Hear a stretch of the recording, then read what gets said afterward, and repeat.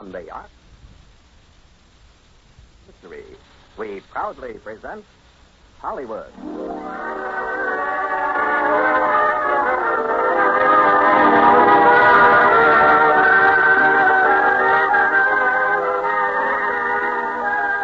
The Radio Theater brings you Ronald Colman and Heather Angel in A Tale of Two Cities.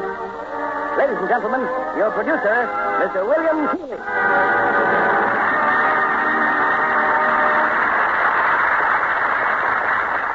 Greetings from Hollywood, ladies and gentlemen. In Paris just a few months ago, I passed daily through the Place de la Concorde, where, during the French Revolution, stood a symbol of the violence of that bitter period, the guillotine. Everywhere were Americans, experiencing, like myself, that lingering sense of great events long past, but not forgotten. Something Charles Dickens must have felt on his first visit to Paris 100 years ago. We present the immortal story it inspired, A Tale of Two Cities, starring one of the screen's outstanding actors, Ronald Colman, in one of literature's most moving and dramatic roles. A role, by the way, that he created on the screen. And with him we present the talented and lovely Heather Angel. It's time for our curtain and the first act of A Tale of Two Cities, starring Ronald Colman as Sidney Carton, with Heather Angel as Lucy Manette and Janet Scott as Madame Lafarge.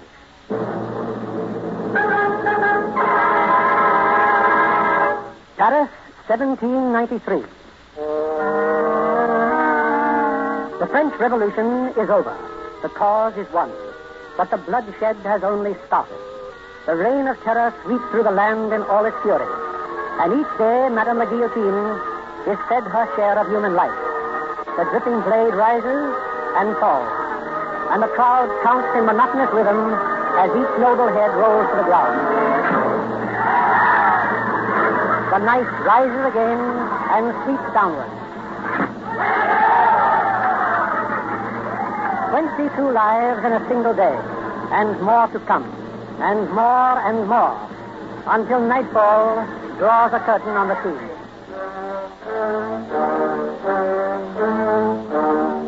Behind the bleak walls of La Force prison, the doomed of the following day await their fate. In a bare dungeon cell, a single lantern throws a ghostly glow on their faces. With a rattle of chains, the great iron door is thrown open. Everyone rise. Rise, aristocrats. In the name of the people of France, the Tribunal hereby declares that you shall be put to death by the guillotine on the morning of February 2nd, 1793. Citizen Taylor, which one of these is Charles Devermont? Everyone, step forward. Devermont! Charles Devermont, called Charles Johnny. Which one of you is he? I am Evremont. Step forward. Charles Devermont, known as Charles Johnny. In view of the excitement occasioned by your trial, it was felt that some small favor would be in order. We've decided, therefore, that you shall live long enough to witness the execution of your friends here. 51 heads will fall tomorrow. Yours will be the 52nd. Citizen Evremont. Yes? I didn't know you were here with us. It's so dark. I know. What is it you want, please? Don't you know me? I'm Lisette, the seamstress. We were brought to La Force together. Oh, yes, of course. I forget for the moment of what you were accused. They accused me of plotting. But I'm innocent. How could I plot against the Republic? I'm nothing. I'm no one. Don't cry, child. It's too late for tears. I try to be brave. Soon the morning will come. It's growing light even now. You have an hour yet. Perhaps more. Ask God for courage. Look, the sun is rising. I'm afraid. Yet I'm glad. At least we can see again. We can... What is it? You are not Evremont. You are not Charles Evremont. I knew Charles Evremont. His eyes were blue, yours are brown. There was light. And yours... Who are you? Like you, I'm nobody. But you are going to die for him. Why, monsieur? Oh, I could never make you understand. But I could set you free. One word from me. You can't do that. You must not, please. Tell me about yourself. How can I? It would help so if you'd talk to me. Perhaps it would help you too, monsieur. There's so much to tell. It all began long ago. When? 25 years ago. 1768. Have you ever been in England? No, never. Well, there's a long hill on the Dover Road that sweeps down to the sea. It's a pleasant road on a summer day with the sun shining. But the devil's own highway at night in the winter rain. On just that sort of night in 1768, a coach topped the rise of the hill. The mail, bound east for Dover. Get up there. Get up. Top of the hill, Tom. Better rest for a moment. Oh. We'll be lucky if we make the boat for Calais, but Listen. Hear that? What do you say? I say a horse with a canter coming up the hill after us. I say a horse at a gallop. Oh, there. Stand her up, fire. Who are you? What do you want? Is that the Dover mail? I want a passenger. What passenger? It's a Jarvis Lorry. Keep where you are. Is there a gentleman named Jarvis Lorry in the coach? I'm Laurie. Who wants me? It's me, Mr. Lorry. Jerry. I know this messenger guard. There's nothing wrong. I hope there ain't. Hello, you. Come on at a foot pace. Well, Jerry, what is it? A dispatch, sir. Sent out for you from London. Be quick about reading it, sir. I don't like this. It's not very long, you see. Wait at Dover for Mademoiselle. Very good. Jerry. Yes, Mr. Lorry. Write back to London as fast as you can. Tell them my answer was recalled to life.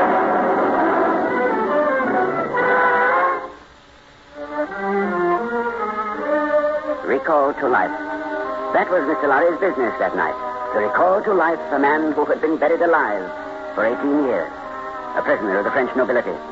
But the man had escaped and was now hidden by friends in the village of Saint-Antoine. To that village went Mr. Lorry. To the wine shop of a certain Madame Defarge. You are Madame Defarge?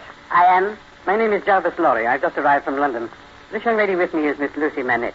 Good morning, mademoiselle. Please tell me, is my father here? Is he safe? Your father? There is no one here, mademoiselle. But Mr. Lorry was One told moment, my child. Madame Defarge, perhaps I should have presented my credentials sooner. Recall to life. There is a man here. A man old beyond his years. A mender of shoes. Will you come this way? My husband and I have kept him locked in a room upstairs. Did you say locked? Yes. Of his own desire? Of his own necessity. He has lived too long alone. He would be afraid if his door was left unlatched. Mr. Lorry, I'm frightened. Hush, my dear. Father. Good day, Dr. Manette. You are hard at work. Yes, I am working. You have a visitor, Doctor. Show him the shoe you are making. Now, tell Monsieur the maker's name. You ask my name? Yes, 105 North Tower. that is all. 105 North Tower. You see, monsieur, he remembers nothing. Dr. Manette, do you remember nothing of me? Look at me. Is there no old banker, no old business rising in your mind? Think of England. A man who was your friend, Jarvis Lorry. It is no use. This is what they have done to him. Lucy, come here, my child. Now speak, call him. Yes. Speak to him as you did long ago. Father. Father. Who is this? Do you remember, Dr. Manette? I remember a little girl with long golden hair. Ages and ages ago. What was her name? Her name? She laid her head upon my shoulder when you came to me that night. Don't let them take you, Father. Hush, my child. My baby. Lucy.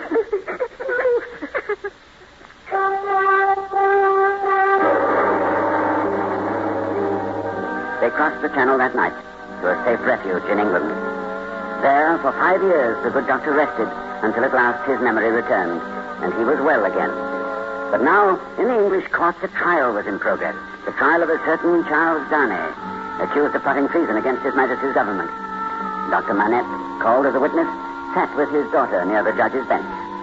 The court was hot, humid. Only one man seemed quite at ease, the assistant counsel for the prisoner. His court wig dipped in a slovenly fashion over one eye. His court gown stained with wine. His name, if anyone was interested, was Sidney Carton. Carton, we must act quickly. With the evidence they presented, Darnay will hang by morning. Carton, you hear me. I hear you, Mr. Stryver. Well, what shall I do? If I were you, I'd sit down. Darnay is my client. I'm trying to protect him. I pay you well for your assistance, and I expect to have it. You will have it, Mr. Stryver, when the time comes. I see you've already had your bottle today. I do, I believe. Carton, always drunk. Carton, listen to me. At the present time, I'm more interested in Dr. Manette. Dr. Manette to the stand. You are Dr. Manette? I am. Dr. Manette, the prisoner, Charles Darnay, has been accused of carrying secret messages from Louis of France to spies here in England. Look upon the prisoner. Have you ever seen him before? I don't know. Really? Is it not true, Dr. Manette, that the prisoner was a fellow passenger with you 5 years ago on a boat from Calais to Dover? I cannot say. When I came from France that night, I've been newly released from a long imprisonment. I have little remembrance of the occasion. My mind was blank for some time. I see. Your daughter made the trip with you, did she not? Yes. That will be all. Are there any questions from the defense? Any questions, Carlton? No questions. No questions, Your Worship. Miss Lucy Manette to the stand. Now, Miss Manette, look upon the prisoner, please. Have you ever seen him before? Yes. Where? On board the packet boat you mentioned. You spoke to him? You were friendly with him? Yes. Good. And now tell me, did he come aboard alone? No. When the gentleman came You on mean board... the prisoner? Yes. Then say the prisoner. When the prisoner came on board, there were two gentlemen with him. But these two did not make the crossing. No. Now tell me, did you see them give certain papers to the prisoner that night? No. You're sure of that? I don't know. It was dark. Then they might have given him certain papers. Is Yes, that right? That will be all, Miss Manette. Please, I know That will be all, you're guilty. please. Are there any questions from the defense? Will Carlton? No. Carlton, you're mad. No questions. No questions, Your Worship. Your Worship, the prosecution would like to recall its chief witness, the prisoner's accuser, Mr. John Barsed. Now, Driver, we might have some questions. Mr. John Barsed? Right here, sir. Mr. Barsed, look upon the prisoner. Do you recognize him? I do, sir. He's a spy against His Majesty's government. That's what he is. I was on that mail ticket myself that night, and I saw the kind of papers that passed into the hands of the prisoner. They were lists of our troops. Thank you, Mr. Barsed. And no more questions. The counsel for the defense? Will Carlton? Ask him these questions I've written down here. Mr. Barsad, how do you know the papers you saw were lists of British soldiers? I saw them. Ah, you saw them. Then you took them out of the pockets of the prisoner, Charles Darnay. Yes, sir. And no, sir. They fell out, they did. Oh, then you didn't take them. You're not a spy yourself. A man who makes his living by making accusations, just or otherwise, against his fellow countrymen. That's a lie. A downright insinuating lie. One moment. Will Carlton? Driver, you've no imagination. Mr. Barsad, where do you get money to live on? My property. Your property? Where is it? I don't exactly remember. And perhaps you can remember how you got that property. I inherited it. From whom? From relatives. Distant relatives. How many times have you been in prison, Mr. Barsad? 6 times, isn't it? What's that got to do with it? You've been kicked. The cheating at dice? Well, and now... Mr. Barsad, you are positive it was the prisoner you saw that night with those lists? I am. It couldn't possibly have been someone else. No, it couldn't. Mr. Darnay, will you please face this witness? Careful. Well? Now, Mr. Barsad, look at me. At me, the assistant counsel for the defense. You notice the resemblance between us? We're very much alike, are we not? Well, now that you mention it, you are. As a matter of fact, it could have been me who saw with those supposed lists that night. Couldn't it, Mr. Barsad? Well, now... Couldn't it, Mr. Barsad? All right. Yes. So, thank you. Order! Order!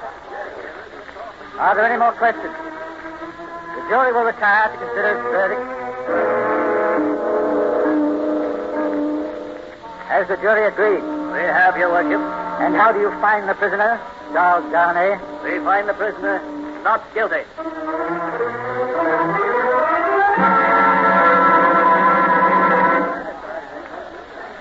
Mr. Darnay, may we congratulate you, sir? Well, thank you, Doctor. I'm happy our testimony did you no harm. Thank you, Miss Lucy. I'm sure it did nothing but good. It was Mr. Carton who really won your case. Mr. Carton, sir. Did someone call me? May I thank you, sir, for saving my life? Oh, just a part of my business. Mr. Carton, this is Dr. Manette, Miss Lucy Manette. Mr. Carton. We thought you were splendid, Mr. Carton. Mere professional claptrap. May I ask, sir, how did you happen to notice the resemblance between you and me? Oh, it's very simple. I looked at you and admired your bearing and your character. You see, I've nothing but admiration for myself. Lucy, my dear, we must go. Goodbye, Mr. Darnay. Will you call at our house soon? Well, thank you, Miss Lucy. And Mr. Carton? Aye. Oh, thank you. Good day, then. Good day, gentlemen. Good day, Doctor. Mr. Carton, would you care to dine with me? You feel you must repay me? I could never repay you for my life, sir. No, don't you be too certain. Well, a bottle of wine or two, perhaps. My fees are very low.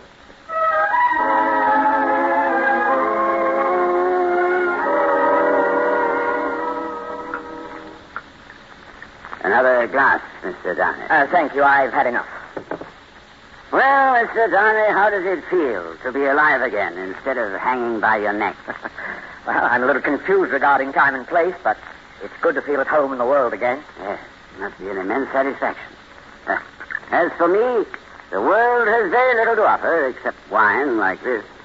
So, you and I are not very much alike in that particular, are we? Hmm? Oh, you speak very faintly, Mr. Darnay. I didn't speak at all, sir. Come, Mr. Darnay. Why don't you call a health? Give us a toast. What toast, sir? Why, it's on the tip of your tongue, man, I swear it, sir. It's been there all evening. Out with it. Very well, then. To Miss Lucy Manette. Miss Manette. There's a fair young lady to hand into her coach in the dark. Eh, Mr. Darnay? There's a fair young lady to be pitied by and wept for by. How does it feel? Is it worth being tried for one's life to be the object of such sympathy and compassion? I don't take your meaning, sir.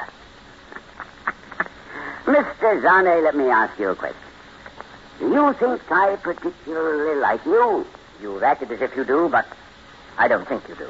I don't think I do either. But nevertheless, I hope there's nothing in that dislike to prevent my calling for the reckoning and parting without your blood. Oh, nothing at all. No. Did you call the whole reckoning? If I may, sir. Well, in that case, waiter, innkeeper, more wine. Yes, sir. Good night, Mr. Carton. Good night. One last word, Mr. Darnay. You think I'm drunk?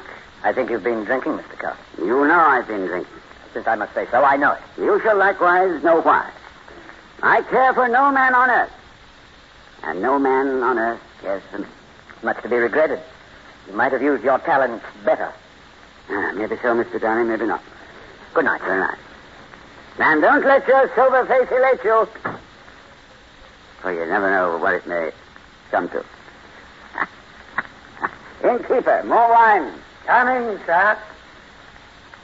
Well, Carton, has Mr. Darnay shown you what you have fallen away from? What you might have been? Changed places with him? And would you have been looked at by those blue eyes as he was? Huh? Come on, hurry down in plain words. You hate the fellow.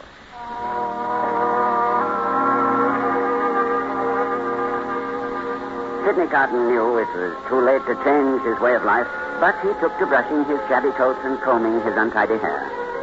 And there were times even when he remembered that a gentleman doesn't drink himself nightly into a stupor.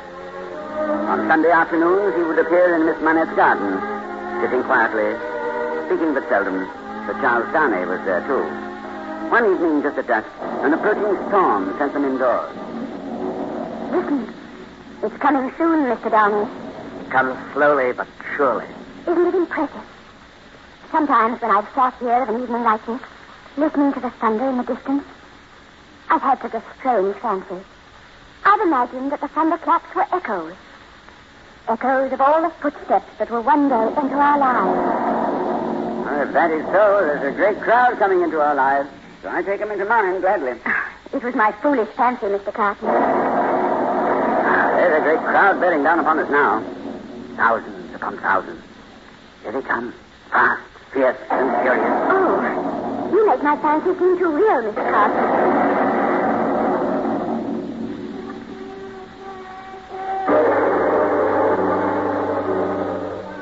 There was a great crowd coming into their lives. The numberless, overpowering crowd which one day would decide the fate of these three. At first, it was but a whisper in the city of Paris. A whisper that was to grow with the years into a crashing roar of hatred. Slowly but surely, as the storm came, the crowd was coming too. Up from the cellars of Paris, up from the bare fields of a starving peasantry, the crowd was coming, chanting its hate, screaming for blood. The people of France, in all their might, rising in revolution.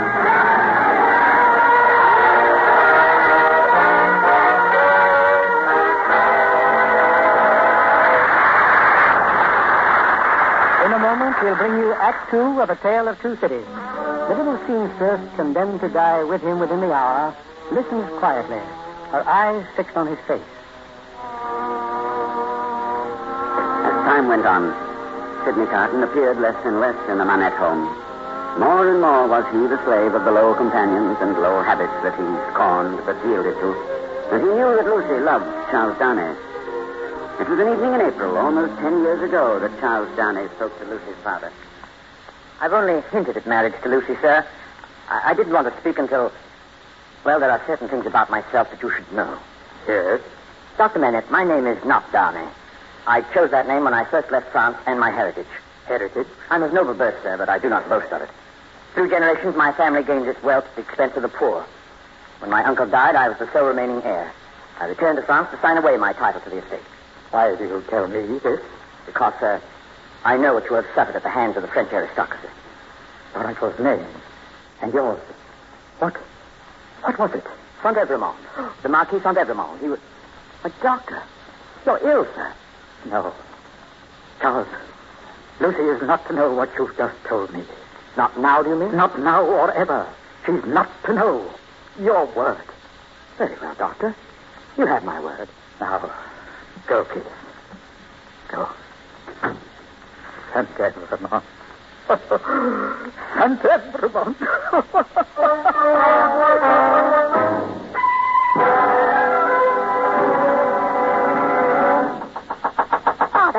Father, let me in. Father, it's Lucy. Let me in, please. Lucy, what is it? What's the trouble? I got your message. Is there anything wrong? It's Father. He's been locked in his room all day. I'm so afraid. Dr. Manette. Open the door, Dr. Manette. Miss Lucy, I found a key in the storeroom. Give it to me, will you? And take Miss Lucy downstairs. Yes, sir. Come, my dear. Come, my lady bird.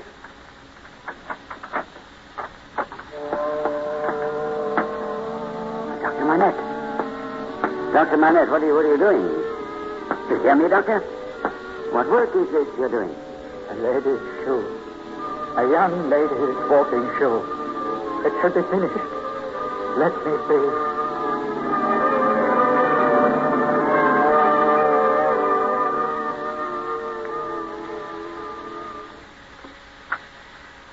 Sidney, is he all right? Yes, he's all right. Dr. Jemison is with him. You've been very kind to stay so long. I tried to reach Charles, but he wasn't at home. I was so worried. There's nothing to worry about now. A few days and he'll be well again. What could have caused it? After all these years, to go back to that? What happened to him? How can we know? A shock, perhaps. Some sudden jolt of memory. A man's mind can play queer tricks. Miss Lucy, I brought you a cup of chocolate. Thank you, Miss Cross. And the doctor says everything will be all right. You're not to worry. Thank you. Well, Sidney, you're not leaving? Oh, it's growing late. No, not for me, of course, but I doubt if you see the dawn very often. I don't. But I can welcome it today. A few hours ago, everything was so black and fearsome. And now, all my troubles are past. All my hopes reborn. It's always that way, isn't it?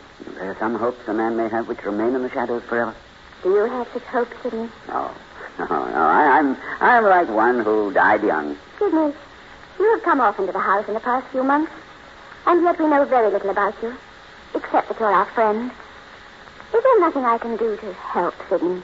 I could never hope to repay what you've already done. May I tell you something? Will you hear me without shrinking from me? What is it? You have been the last dream of my soul. Seeing you here in your home has stirred old shadows that I thought had died out of me. I've heard whispers from old voices impelling me upward that I thought were silent forever. I've had unformed ideas of striving afresh, fighting out the abandoned fight. But a dream. All a dream, but I wish you to know that you inspired it. Sidney, will nothing of it remain? Perhaps the dream might linger on after the dreamer awakes. But will you hold me in your mind as sincere in this one thing? I would embrace any sacrifice for you or for those dear to you. Think now and then that there's a man who would give his life to keep a life you love beside you.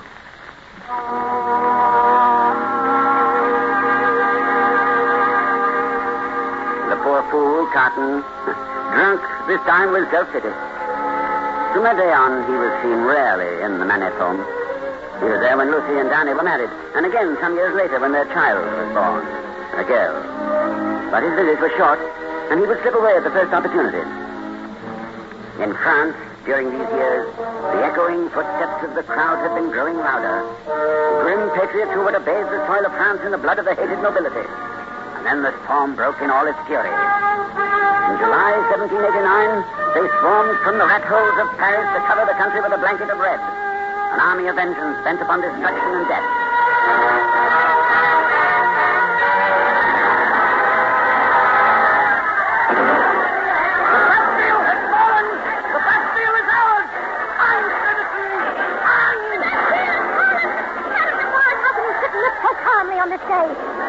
victory will come only when every noble head has rolled from every noble shoulder. And in this nicking I have inscribed their names, the names of those who have starved us, killed us. And for every stitch another head shall roll. For every stitch we shall be avenged.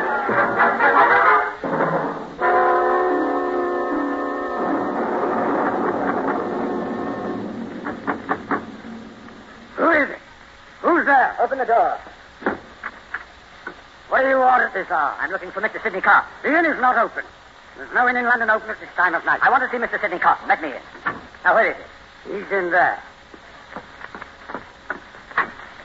Carton. Carton, wake up. Wake up. Who is it? Who? Darnay. Oh. Mr. Darnay. Welcome, Mr. Darnay. You'll have some wine? I have no time for that. Listen to me. I'm leaving for Paris within the hour. For Paris? There is some business there that I must attend to at once. Paris? Oh, very warm this time of the year. If I were your lawyer, I should advise against the journey. How much do you know of me? This is excellent wine, Mr. Darnay. French wine. From the cellars of the aristocrats who fled the country. There'll be few of these bottles left now. It's being poured into the streets. Along with the blood of the nobles who once drank it. Must you go to Paris, Mr. Darnay? I see there is little I have to explain to you. But I received a letter this morning from a man who was once my servant. They have threatened to send him to the guillotine unless he can explain why he's in possession of certain property. That's why I must go to save his life. Ah, what of your own life? Oh, I'll be in no danger. I've renounced my inheritance. It's easily proved. Well, why do you come to me? There's no one else I can turn to. I don't know how long I shall be gone. I should like to feel that there is someone here in London who is watching over my family. Why? Oh, you trust me? You watch over your child, your wife? Yes. I know that you love her. When did you say you must leave? Tonight, now. Well, there's no fear about your family. They'll be safe. Thank you, Carl. Good night. Good night. Godspeed. Mr. Carton, more wine, sir? No. No, take it away.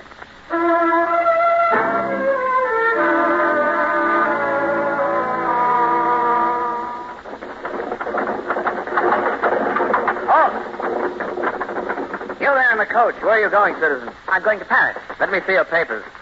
If you will hurry, please, citizen. I must be in Paris within the hour. What is your name, citizen? Charles Darnay. Darnay, also known as Evremond. Yes, but...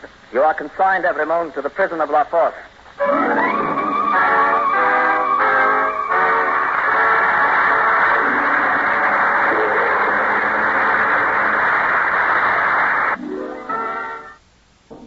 In a moment, we'll return with Act 3 of A Tale of Two Cities, starring Ronald Coleman and Heather Angel. How would you like to improve your position in your unit? Or perhaps you'd like a change in classification?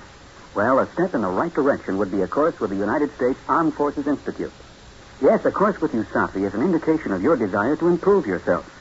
In the past 20 years, USAFI has proved conclusively that men who use their off-duty time constructively are more proficient in their military duties. See your education officer about a USAFI course. And now, Mr. Keeley returns to the microphone. You're invited to join us after the final curtain for a brief chat with tonight's stars. Here's Act 3 of A Tale of Two Cities, starring Ronald Coleman as Sidney Carton and Heather Angel as Lucy Manette.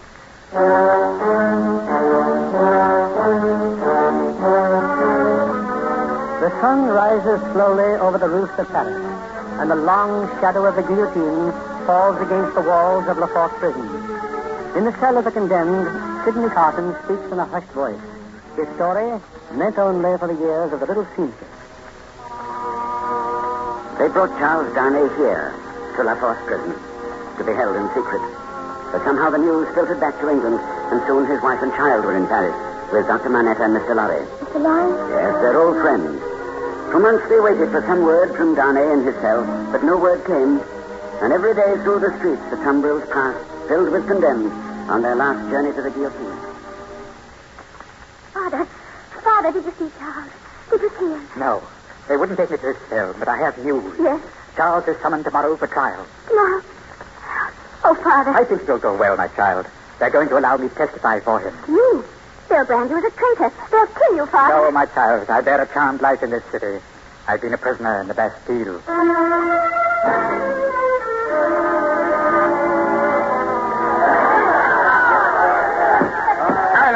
Silence!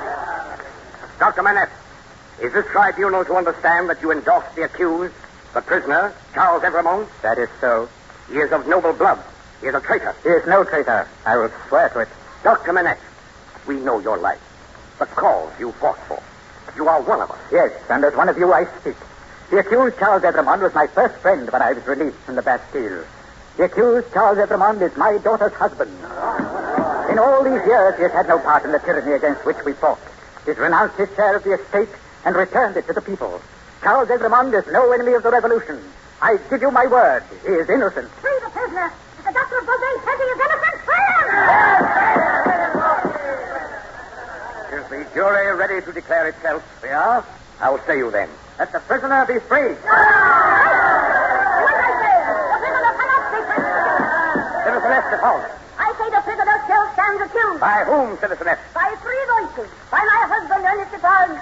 By myself. And the third? By the Doctor of Beauvais, Dr. Alexander Manette. I protest. I protest against you, Citizen Est. Hear me, all you. Dr. Manette, you have said Charles Evremont was your first friend. I was your first friend. It was to my wine shop you were brought, where you made shoes under my care. You knew yourself then only as a number. 105 North Tower, the cell in which we've been confined. Is that not true? If you say it is, I must believe it. I can't remember. But I remembered, and I resolved one day to examine that cell. And on the day the Bastille fell, I went to 105 North Tower. Hear me, citizens! In that cell, hidden in the stonework of the wall, I found a paper. A paper written by Dr. Manette in the year 1767, before the dark and loneliness had driven him mad. It is that paper I hold in my hand now. It describes in the doctor's words how he was called one night to attend a peasant girl, dying in a miserable bed of rags. A girl and her unborn child. In the stable, her brother with a wound in his chest was to breathe his last before the morning. And why? Because those two creatures had protested against the noble family who held them in bondage. Had protested against the murder of the girl's father and her husband, killed by those same noble hands. The doctor buried the girl and her brother the following day. But he had seen too much and heard too much from the lips of that dying girl. That night the doctor was thrown into the Bastille. The noble family had silenced him forever. And the name of that family? The name of those murderers? Saint Evremont! Yes, Saint Evremont! And now hear this. Listen to the words of Dr. Alexander Manette himself. The words he wrote. I, Alexander Manette, prisoner of the Bastille, having thus set forth the causes for my imprisonment, to denounce the Marquis Saint Evremont and his descendants against the time when these crimes shall be answered for. I denounce them to heaven and earth. No. You ask me to stop. Listen to me. I have long had the crimes of the Evremont family knitted in my register. Ask my husband, is that so? It is so. On the great day when the Bastille fell, I dropped this paper home and we read it together. My husband and I. Ask him, is that so? It is so. Then I told him I had a secret to communicate to him. I struck this bosom with these two hands as I strike it now, and I said, Defarge, I was brought up among the fishermen of the seashore. And that peasant family so injured by the Evremont is my family. That sister of the mortally wounded boy was my sister. That husband was my sister's husband. That unborn child was their child. That brother was my brother. Those dead are my dead. And that summons to answer those things descends to me. Ask him, is that so? It is so. Then tell wind and fire to stop. But don't tell me. What say you now, citizens? Does this Evremont go free?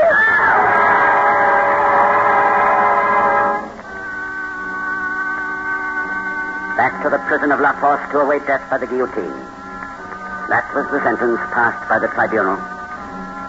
That same night, a coach left Calais for Paris, carrying but one passenger, slouched low in the seat, his shabby greatcoat pulled high about his neck. Reaching Paris, he haunted the inns and taverns, wandered like a lonely ghost through the city. and at last made his way to the lodging house where Lucy waited news from La Force. Sidney Carton. Oh, you must forgive my coming at this hour. I didn't wish to be seen. I knew you'd come. I've been waiting. Sidney, they're going to take Charles. They're going to kill him. How long has he? Until the morning. And they won't let me see him. I can't be near him these last hours. Remember what you said long ago? The dark hours before the dawn. There will be no dawn tomorrow. It will be dark now. Always. Lucy. If there was some way I could comfort you, you must hope. What hope is there? What comfort? My husband is going to die. Lucy. Oh, Sidney, forgive me. You were right. I have no strength to offer you. You came to us tonight. I shall never forget that.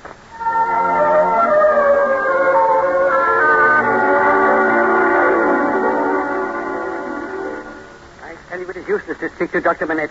He is in no condition to see you now. Mr. Lorry, if you'll forgive me. There is nothing you can do here, Mr. Carton. Nothing. Mr. Lorry, you're a man of business, aren't you? I am? Well, I'm here on business. Really, sir? Oh, I know your opinion of me, Mr. Lorry, but a drinking man may learn things around the town. If he can listen at the same time. I have learnt that Dr. Manette is in great danger. He and Lucy must leave Paris tonight. Leave Paris? And they must take the child with them. But why? The revenge of Madame Defarge does not stop with Charles. The accusation is against the Marquis Saint-Evremond and all his race. Lucy, her child. Now, may I see Dr. Manette? It would do no good, sir. He has gone back to his work. His work? He would not know what you are saying, Mr. Cotton. Mr. Lorry, you have a pass that will let you through to Calais. Will it serve for Dr. Manette and Lucy? Yes, for as many as are with me. Then you will use it tonight. You will arrange for a coach to meet you all here at midnight. The coach will take you to the side gate of La Force prison. You understand? The prison? Yes. There you will be joined by another person who will make the trip with you to England. But you must not stop to ask questions. You will proceed at once to the gates of Paris and on to Calais as fast as the coach can take you. But this other person, who will it be? Who? Mr. Sidney Carton. I don't understand. Oh, I may be in poor condition for travel. I usually am at that hour. But as soon as I am in the coach, drive on. But you, at the gate of La Force, will you be within the prison tonight? Yes. Yes, I'm going to see Charles. A certain Mr. Bassett, English spy, is a turnkey in the prison. He'll open the doors for me. I don't understand all this, sir, but you give me hope. And you will save them all, Mr. Lorry. Not only I, sir. I shall have a young and ardent man at my side. Yes, with the help of heaven you shall. Tell me, Mr. Lorry, yours is a long life to look back on? I'm in my 78th year, sir. You've been useful all your life. Trusted, respected. There are many in this world who'd miss you. A solitary old bachelor? No, there's nobody too weak for me. Wouldn't she weep for you? Lucy? Yes, thank God. I didn't quite mean what I said. It is a thing to thank God for, isn't it? Surely. Mr. Lorry, if you had to say with truth tonight, I have gained the love of no human creature. I have done nothing good nor serviceable to be remembered by. Your 78 years would be 78 heavy curses, would they not? I think they would be. But you are not old, Carson. No. I'm not old. But the road I took was never the way to A. Well, good night, Mr. Lorry.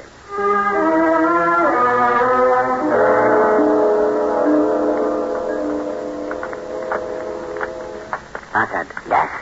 How long before Donny is taken from his cell and put with the others? I can't tell that. That's only an hour now. Leave us alone, but stay within call. You'll keep your promise? I told you I could get you in and out again. Up to your post to try to leave? I know. Open the door. Who's there? Have you come for... Carton, you? Of all the people on earth, I'm the least expected. Is that it? Why are you here? I came to see you. You shouldn't have taken the risk. It can serve no purpose. It can serve one. I bring you a message from Lucy. A message? Or a request, rather. That you do exactly as I say and ask no questions. Now, take off your coat. Take off my... Yes, take it off and change it for mine, quickly. Are you mad? Well, do as I say. It's her wish. Now, put on my coat. And your hair. Rumple it. So, that's it as mine is. Carton, there's no escaping from this place. You'll only die with me. Oh, have I mentioned escape? Now, do as I say. Now, here, take my cravat. And give me yours. Carton, I warned you. Be quiet. Look, there's a pen and ink on that table. Is your hand steady enough to write? Was when you came in. Steady it then and write what I dictate. quickly. To whom do I address it? Oh, to no one. Right.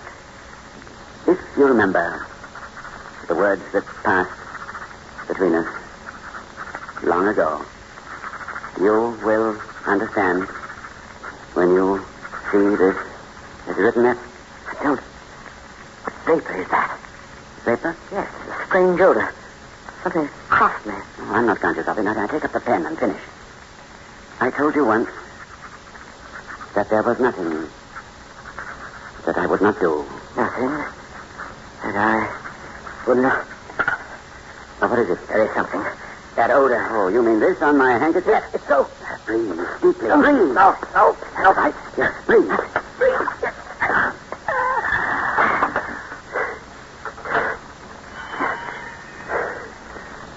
You, down there. Doctor, are you finished? Are you ready to...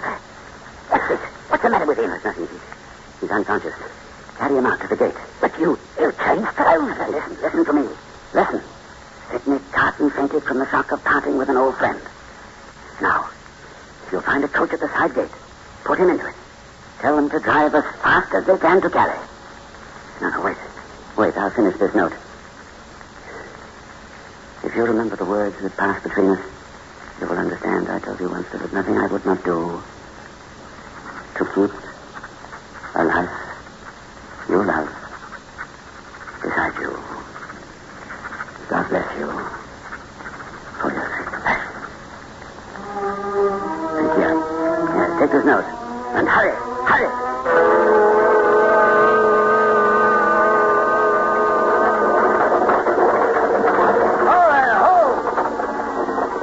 Where are you going? To Calais. Who are you? Jarvis Lorry from Kempton's Bank. Pass. Dr. Manette, Pass. his daughter, Pass. his grandchild. Who's that on the floor? He is Mr. Sidney Carton. Let me see him. Sidney Carton, eh? Pass. Open the gate. Let this coach go through.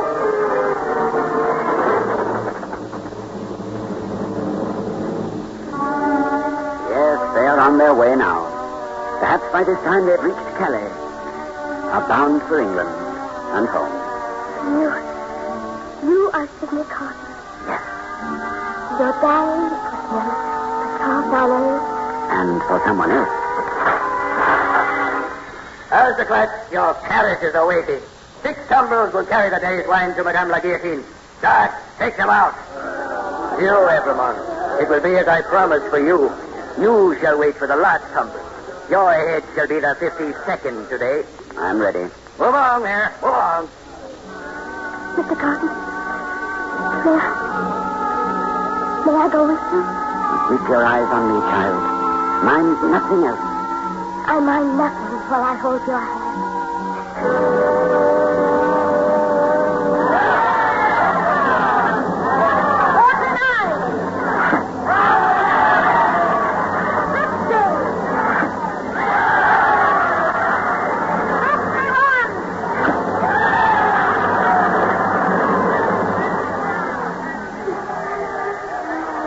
It's a far, far better thing that I do than I have ever done. It's a far, far better rest that I go to than I have ever known. Mr. Cole!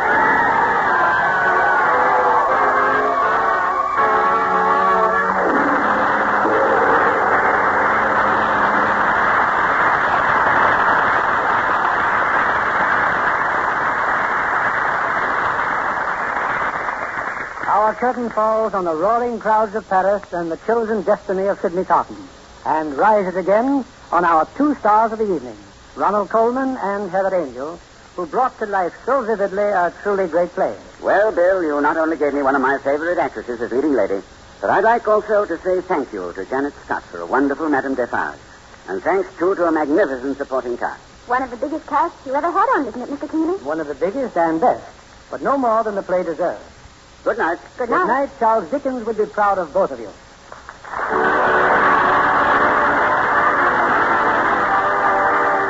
This is William Keeley saying good night to you from Hollywood.